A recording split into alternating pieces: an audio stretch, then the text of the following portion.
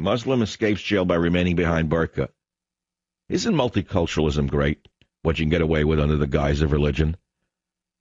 Come into a fine country, have 16 children, go on welfare, teach your children to set off bombs and say that you're a religion of peace. Then wear a burqa when you go for a driver's license. And if someone complains, hire the ACLU. See, this is when Sicily was conquered, it was much more direct.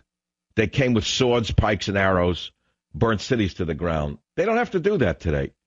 Just come in, you wear the hood, the Ku Klux Klan outfit in reverse. What a story. Muslim woman Carnitha Matthews escapes jail by remaining behind a burqa. Oh, yeah, out of Sydney, Australia. You don't want to read that, though.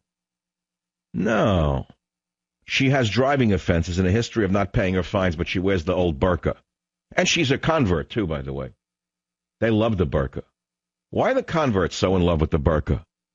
I mean, real Muslim women don't like the burqa, but the converts can't get enough of it. That's a big thing. It's very fashionable now. By the way, Islam is the new Buddhism.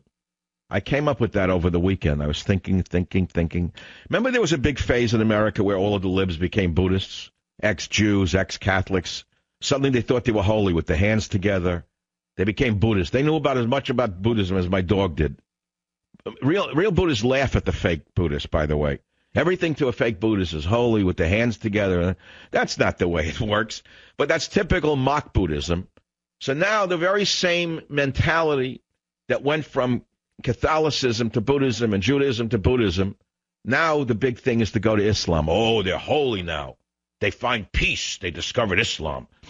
The sister-in-law of Tony Blair, the ex-Prime Minister of England, is a well-known convert to Islam. She said she found total peace as a Muslim. Did you hear this one? Can you believe what's going on in England? I heard a little story that one of the royals is a little convert, too. One of the greatest hidden stories in England you're not supposed to talk about. I think you can pretty much guess who it is. You know, I could give you a little poem and an allegory about it, but I'm already banned in England. I mean, let's not go there. But that explains why I'm banned in England. You understand how that worked? It's no longer England. It's Saudi Arabia, England. All the stories have been told of kings in days of old, but there's no England now. All the wars that were won are lost. Yeah, there's no England anymore. Don't seem to matter very Saudi much. Britannia. Saudi Britannia, I named it. You've heard it first in the Savage Nation. Who will steal it first? Which blogger in America wearing pajamas will steal it first and take it as their own? Saudi Britannia. That's what I was searching for. I couldn't think of a name for it. The woman wears a burqa. She accuses the cop who pulls her over, this is in Australia, of being a racist who tried to pull her burqa off, which was a lie. They caught it on cameras. She's a drunk driver repeatedly. The judge dismisses the case, saying because she's wearing a burqa, she wouldn't take it off for the cop or anyone else. They don't know if it was really her who was pulled over. Can you believe how they're bending over backwards for Muslims in England, in Australia, in America? Can you believe how they're pulling the wool over our eyes? How stupid can a country be? How dumb can a country be? You know, with all of the faults of France, you got to give them credit.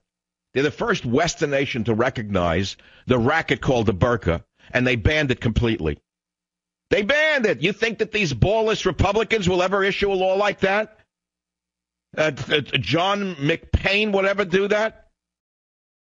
Our weakness, the greatest weakness in the West, are the very liberal laws that permit vermin like this, the atheists and the others, to use their game to game us. So what you do is you tighten up the laws. You say no burqas, that's it. You don't like it? Then live in a country where there's burqas. Go where your brethren are, where you'll feel comfortable walking around looking like a 15th century throwback. Go ahead. You don't like it here? Get out. Get out. Take it. Take a walk. We don't wear that kind of throwback outfit in a Western nation. It's an affront to free people. Get out of the country. France just did that. That's all. Liberal France did it, but not America, not stupid America. Here they ban Mormons.